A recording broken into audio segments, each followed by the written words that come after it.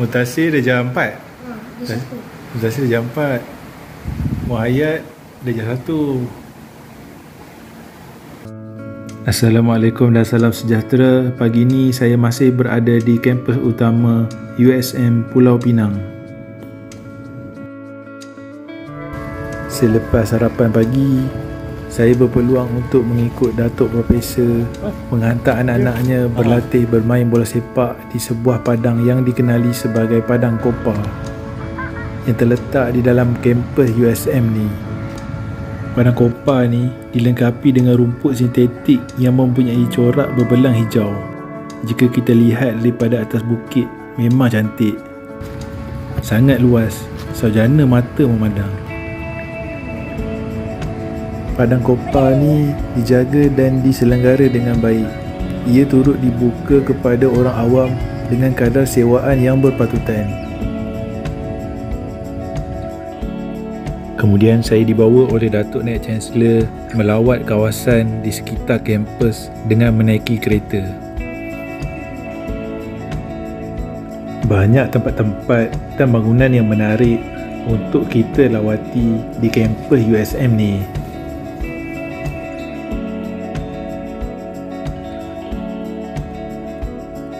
Dengan program akademik yang berkualiti serta disokong oleh kemudahan dan prasarana yang lengkap, pastinya USM menjadi pilihan kepada pelajar-pelajar di seluruh negara dan antarabangsa untuk melanjutkan pelajaran ke tahap yang lebih tinggi. USM juga giat menggalakkan aktiviti dan gaya hidup yang sihat kepada seluruh warga kampus. Di Stadium Hoki USM ni, saya dapat bertemu dengan Jiwa Mohan yang merupakan pemain skuad hoki kebangsaan ketika bertanding di Tamasya Olimpik Sydney pada tahun 2000. Dengan kemudahan fasiliti sukan yang baik, USM juga turut menyumbang kepada pembangunan sukan bermula di peringkat sekolah sehinggalah peringkat negeri dan kebangsaan. Thrower pun kena buat. Kita tak boleh lari, kita tak boleh balik, kita tak boleh lompat. Lari ni asas wajib. Sikit apa pun kecil mata kakus. Okey, stop.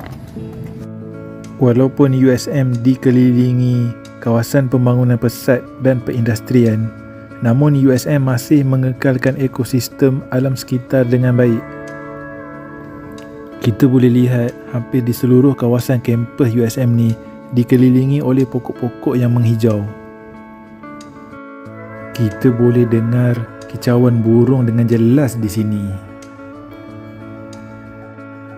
Lebih mengagumkan, kawasan kampus USM ni juga merupakan habitat dan persinggahan kepada pelbagai spesies jenis burung-burung, termasuk spesies istimewa iaitu helang merah.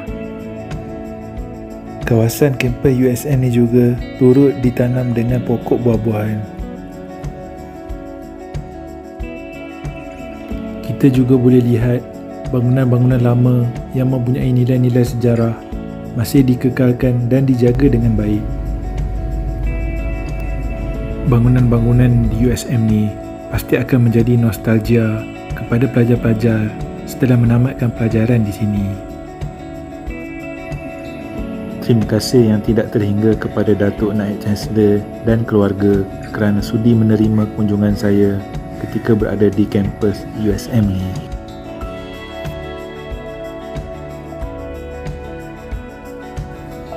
Dalam pukul 9.30 pagi macam tu, saya bergerak meninggalkan kampus USM menuju ke arah balik pulau.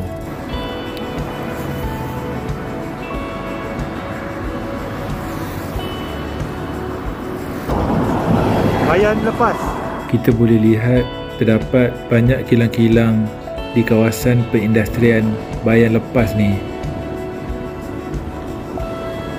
Di sini juga terletaknya lapangan terbang antarabangsa Pulau Pinang.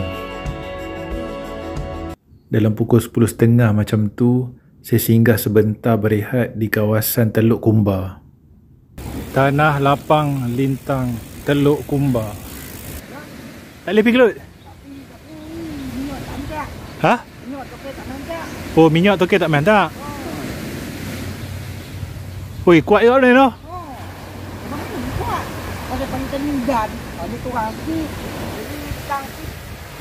Tang tu mana tu. Nanti kau.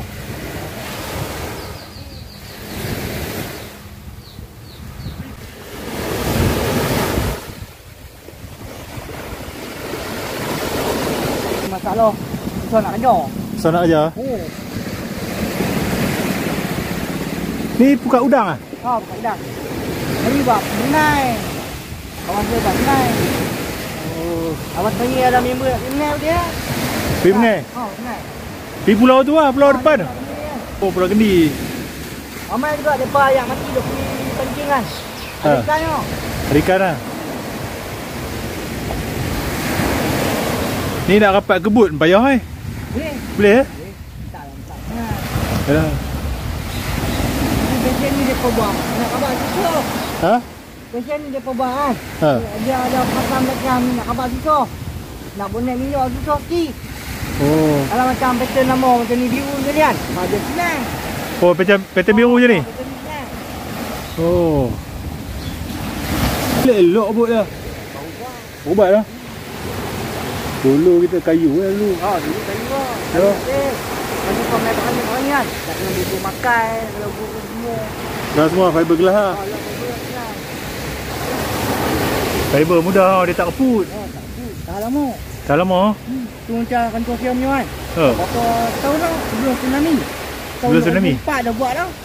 Daripada adik saya kecil yang bela tak tahu lagi. Dia lagi lama lagi dia lihat. Oh. Fiber ni. Masa tsunami tu naik batas ayak kan? Oh ya naik. Naik? Semua yang mana tali depan sekian kan. Dia terlangkup. Langkuk? Terlangkup. Ayak naik batas rumah batu? Tak jalan ni. Dah jalan lah?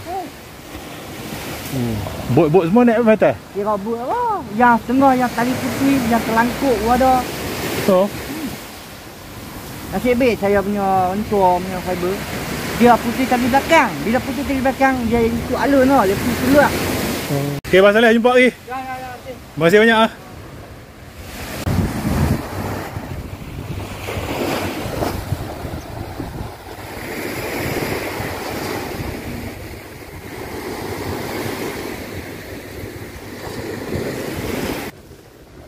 Lama hilang udang ada. Saya dah cari udang. Oh, banyak ke? Ada udang ekor. Udang ada. Kita bersama dengan Irfan akan menebar jala.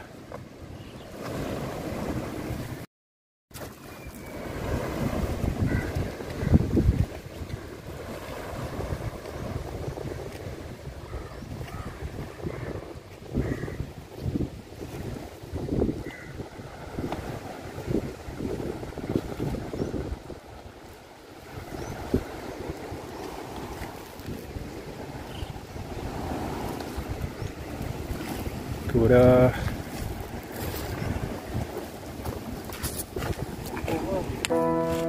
Tu dia udang. Banyak dah tangkapan Irfan hari ni.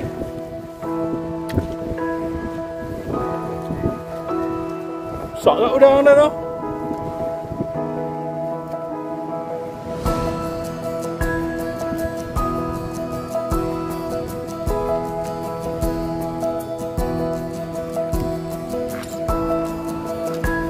Dari Teluk Kumbar ni, kita akan sambung kayuh menuju ke arah balik pulau. Jarak dianggarkan lebih kurang dalam 10 km macam tu. Tetapi yang mencabarnya nanti, kita perlu mendaki sebuah bukit yang agak tinggi untuk sampai ke sana. Kita akan mendaki.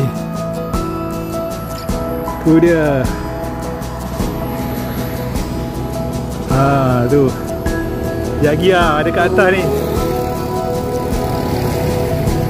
Nanti kita ada kat atas ni. Oh, dia tahan tinggi dia. Okay, jom kita kayuh.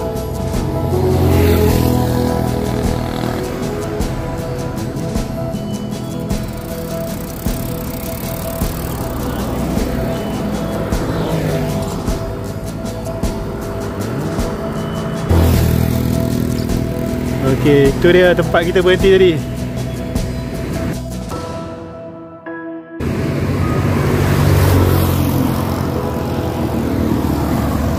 Oh, climbing lagi, climbing lagi. 300 meter lagi. Oh, 300 meter lagi. Oh, boleh tahan lah.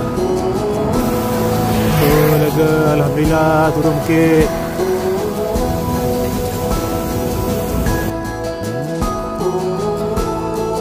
Pemandangan daripada atas puncak bukit ni memang cantik. Kita boleh lihat pemandangan Selat Melaka daripada sini.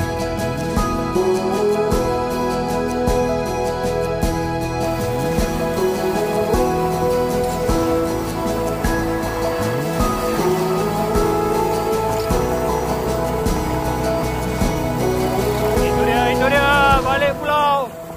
Balik pulau.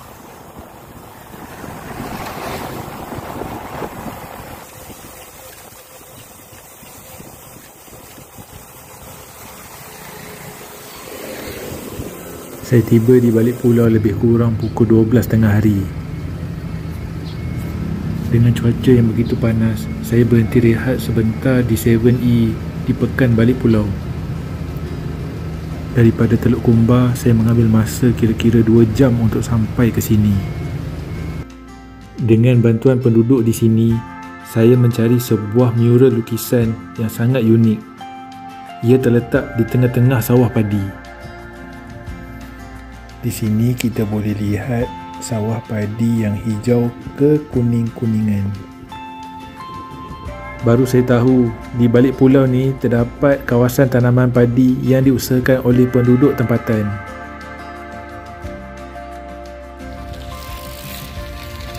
Kawasan di sini sungguh aman dan damai, jauh dari kesibukan.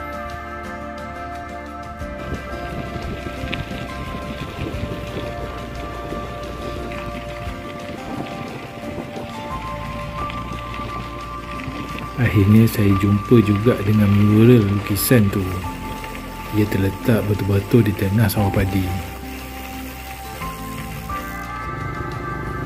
Lukisan mural ni sangat cantik. Ia dilukis pada sebuah dinding batu yang dibina khas berbentuk mirip sebuah kontena mengangkut barang. Pada kedua-dua belah dinding kontena ni terdapat lukisan yang menggambarkan aktiviti-aktiviti penduduk setempat seperti menjalankan kerja-kerja pertanian dan perniagaan.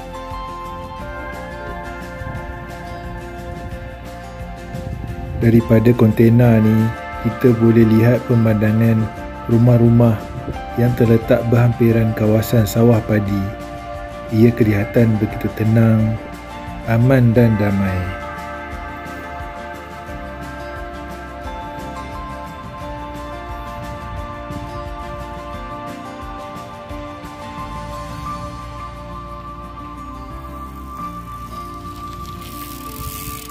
Jadi kita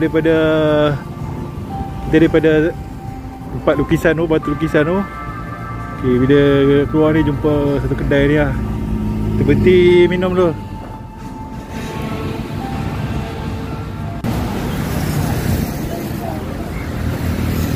Kak nak kopi ais satu, minum. Makan apa yang istimewa ni Kak?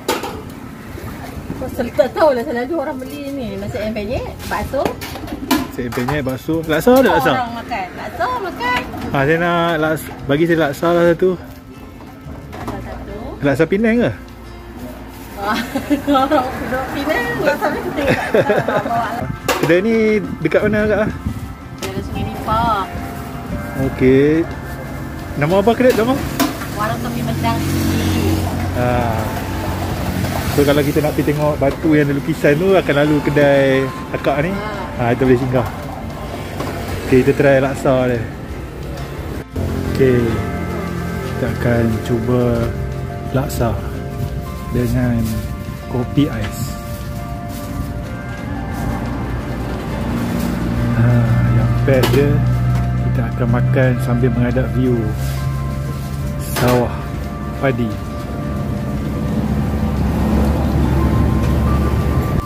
Macam biasalah, laksa ada telur, ada laksa, ada sayur-sayur.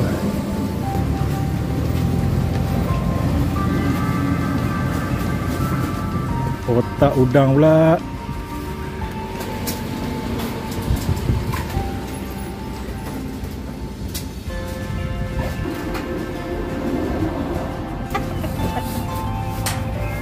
Laksa dia sedap tak? Kuah dia best. Ini kalau akak buka dekat KL ni, saya rasa tak menang tangan ni. Kuah dia sedap, betul.